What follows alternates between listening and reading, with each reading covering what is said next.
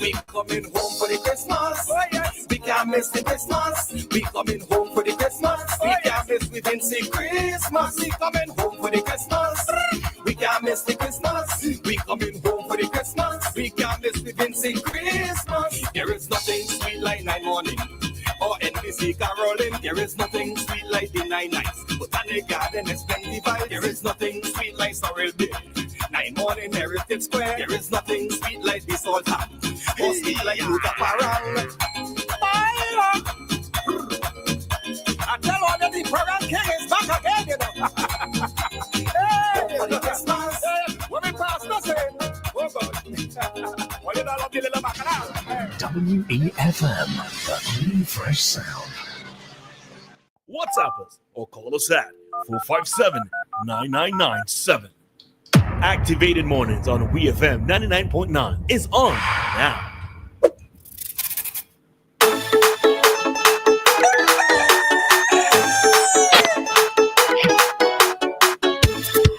All right, so we are into our next segment here on Activated Mornings, and already on the line we have Mr. Kingsley DeFreitas. Good morning to you, Kingsley.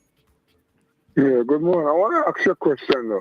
Did I hear you say yesterday that you throw your hand up in the air and say the issue of crime is surfacing too much and you're fed up? Did I hear you say that? I fed up talking about it. Oh, okay. Talking, yes. I am disappointed with you with that comment, okay? Because you're placed on this station to do what you're doing, and yes, it is frustrating when the issue of criminality seems to be taken over today's society. But you can't give up. You can't make it frustrate you and give up. Because when I sit here with you and I hear you talking about crime this morning, I actually pinch myself. I said, wait, that is saying girl, she said yesterday she said that? Well, you see. I say this ain't real. So I say, oh gosh, Kingsley not tired. Kingsley, listen, let me tell you, right? How many more things can we elaborate on this particular point? That is why I'm tired. That is why I'm tired. Yeah. well, I didn't take it for what it really was. I just take it as it is because you're inexperienced. And my sister tell me that I keep saying that you're young, but my sister tell me that you're over 40, but you look really good for over 40. I tell you that. Thank you, my mother. Yeah. Well, here's something now. I agree with you that at times we may feel that we are talking too much, and the people who are involved in criminology and doing the crime will say, okay, they get it fed up. Let's get more active. So don't be fed up and persevere in discouraging persons. Because if they tell us on the radio, we're speaking to a listener, one single person. So no matter about the amount of people listening, once you get one person to say, our stop, mission accomplished. So I'll remind yourself that you're speaking to a listener and not listeners. So you have to bear that in mind, that you have a responsibility to try to inform people who may concentrate to become involved in criminal activities. And we cannot everybody who is involved in criminal activities is a criminal, and not until they get catch and you're convicted. And I have to applaud you when you start constantly using the word homicides or killing, because I am of the impression using the word murder is a strong word, and when somebody is charged and accused for killing somebody, the court will determine if the evidence is there to determine that the person is a murderer. So I agree with you that at times I'm worried, but because I'm involved in the tourism business as a taxi operator, I have to remind myself that you meet people and you'll be surprised the first thing they ask you, because I believe that they already do their research and they do their reading, and they're asking you, how is the crime situation in your country? Just put yourself at that and say, but the people don't read up on this, so how could I answer them? But most of the time, I try to disguise the comments. If they persist, then I may go into some not details that the institution to the world about that we having a little problem with persons involved in criminology, and the authorities is trying to deal with it. But how are we going to deal with it? We have to continue to speak about it. So let the people know that we are watching them. And if we could get one person to say no, mission accomplished. So don't be discouraged, okay? And I encourage persons to call and make the contribution in terms of we finding solutions or a solution to deal with a particular vagabondry in Livingston. And we are having a problem with the homicides and the killings that are taking place, and it will create a negative impact on the landscape of Livingston if we continue to, because I get the impression that some people are waiting for it to reach 55 to say, I told you so. Mm-hmm. And the authorities is not doing enough. I heard our friend, our mutual friend Dave saying a while ago, he's wondering if the Prime Minister sleep well. He might be surprised the Prime Minister will have to sleep, but he got kind of security around me. But me, who had somebody break into my house 11 times, I don't sleep good at night because I always pray that the person come back. I see them before they see me. And as old people say, they may get with it yet. I mean, it's just a frightening situation that's taking place.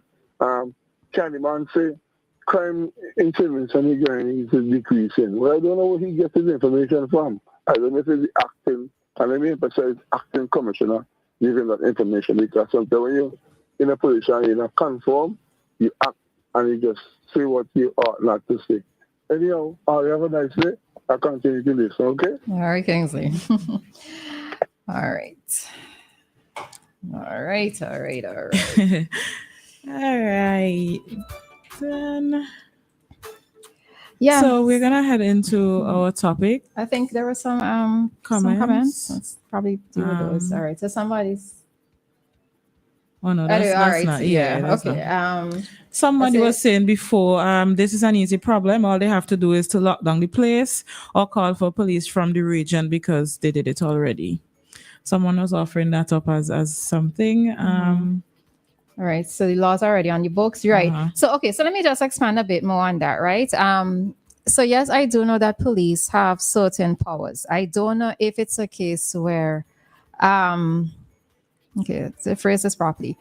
I don't know if it's a case where if they have to, let's be a bit more draconian in their approach to, let's say, doing raids, etc., if new laws might need to be put in place, right? Mm-hmm. That is what I meant, because of course you're going to have this whole thing of human rights issues, etc., coming into play, right? But if we are going to be a little bit more strict, a little bit more severe, a little bit more aggressive, if the laws don't already permit for such actions to happen, then maybe new laws can be put in place. That's what I meant, right? Mm-hmm. So just to expand on that just a bit more. All right. So heading into another topic at this time, something a bit more cheerful. Yeah, something wonderful. The National Trust, the SVG National Trust, is having a community outreach storytelling activity, and that is coming up on Saturday, the 21st of December, from 9 o'clock to 11 o'clock in the morning. And that will take place at the Old Public Library, Carnegie Building. Carnegie, I think. Or Carnegie. Mm-hmm. The Carnegie Building at Heritage Square. So from 9 o'clock in the morning to 11 o'clock in the morning. It's free of charge.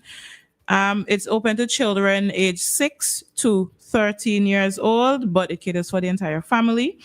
And of course, you will be hearing stories from two of our very amazing storytellers, Mr. David Darky Williams and Miss Gloria Williams. All right. And if you know about theater culture, storytelling, you would know about these people and you would know that they're worth listening to. All right. So that is taking place. It's free of charge, as mentioned before. If you wish to find out some more information, you can call the National Trust 451-2921. So I hope I'll see you there, because I'm going to be there.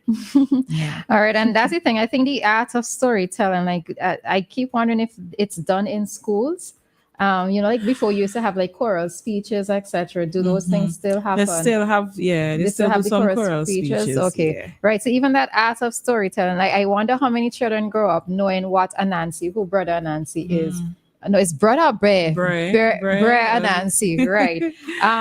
So this thing of relaying information in a sort of dramatic format.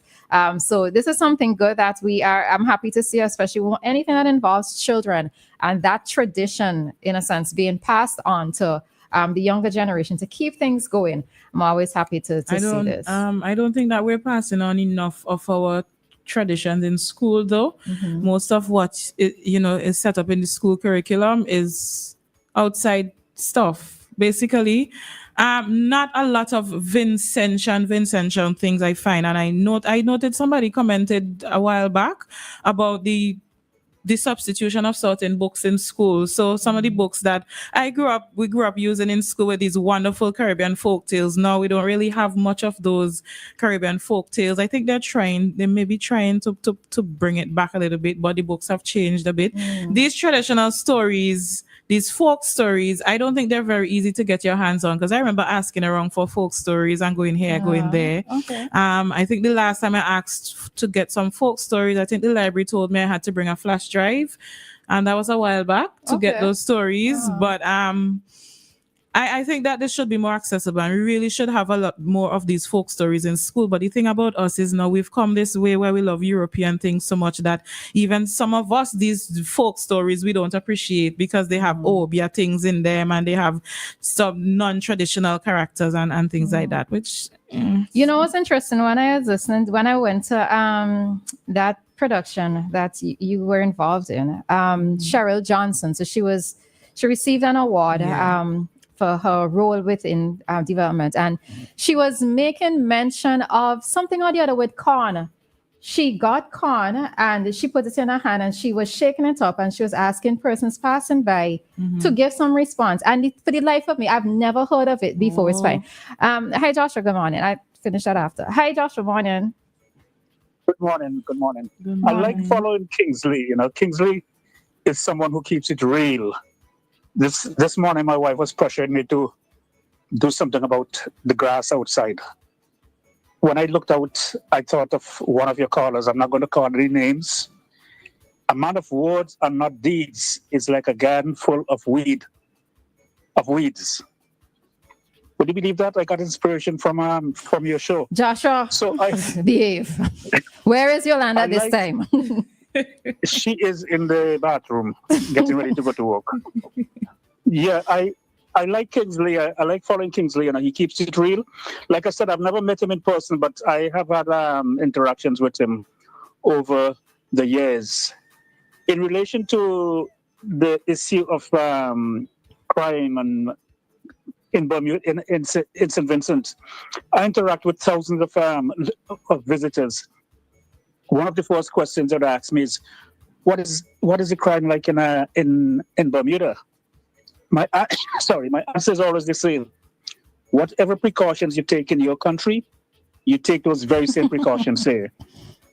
That's all I have to say. And then, if you're looking for trouble, you're going to find it. For example, if you come here and you want to find weed, you know exactly where to go to get it, right? So it's all a matter of choice. And in relation to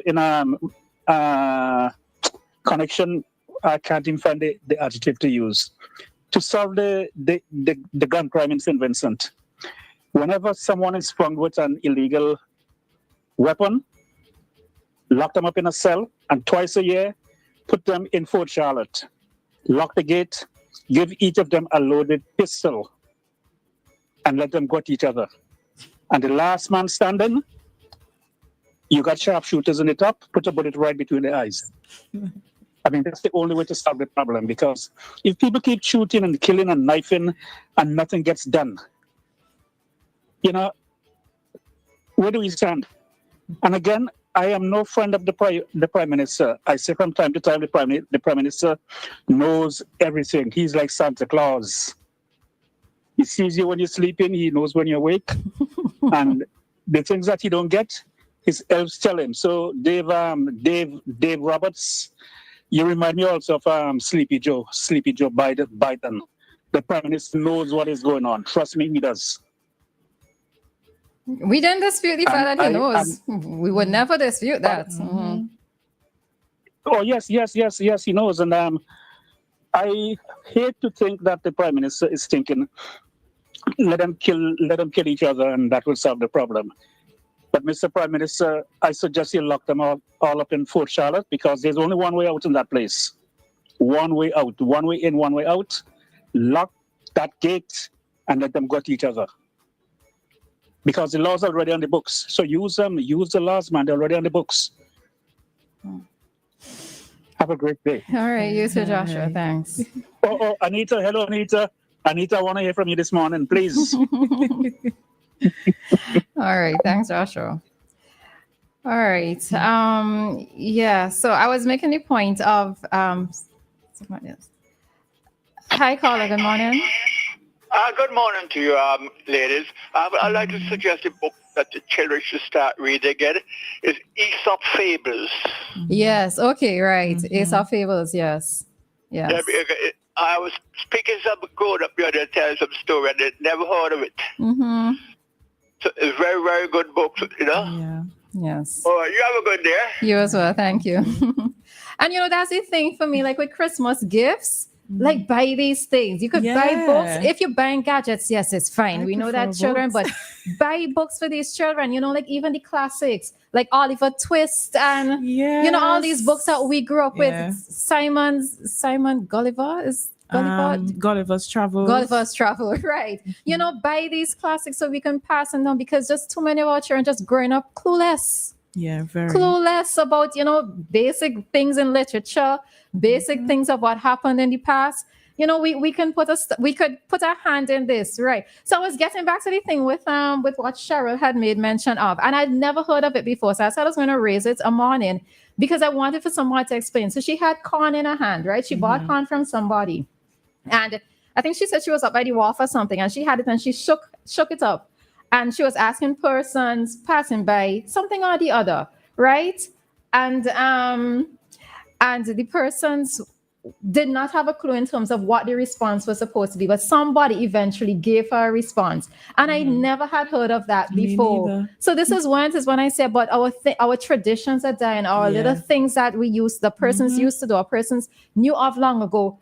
It's dying out, and it's dying out with maybe our parents and our grandparents because it hasn't been passed down. Yep, correct. I usually say this: our predecessors did not pass on a lot of these things to us. So I usually get antsy when they start to say our generation don't know this and our generation don't do that, because a lot of things they did not pass on to us.